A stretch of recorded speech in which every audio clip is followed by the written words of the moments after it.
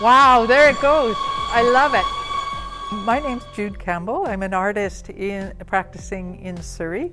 I've recently graduated from Kwantlen University, so this is a first artist in residence position for me and an inaugural artist in residence program for the Clayton Community Centre. This piece was created starting in June 2020, and it was a combination of interviews and drawings done by myself and artist Claire Moore, visiting in the community with community members to kind of collect and respond to their experiences of COVID at that time. So this piece comes out of those few months of work that have been building up, and we've been waiting to be able to install it. So today is the big day.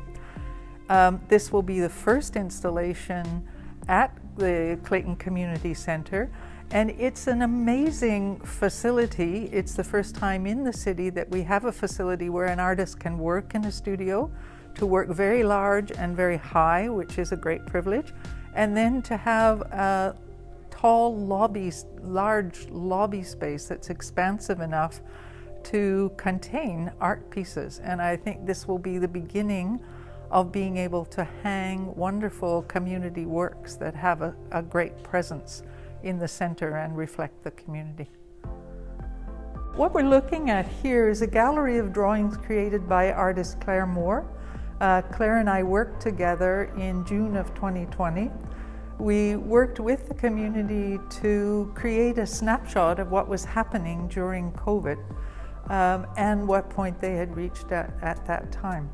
So I was doing interviews, and at the same time Claire asked people to take a body position that reflected their major feeling about COVID, and from that she created sketches that provide, I think, a wonderful snapshot of that time. As we worked through it, I came to see it as a kind of storm that had descended upon the community and us all.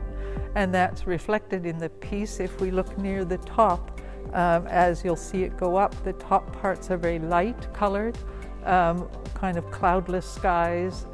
As it got grayer and more intense, we get into these more intense kind of colors, experiences of panic and isolation, depression, all kinds of things like that. And then as it was getting better, we also looked at how people, different ways that they persevered through the pandemic, what kind of ways they could move through it.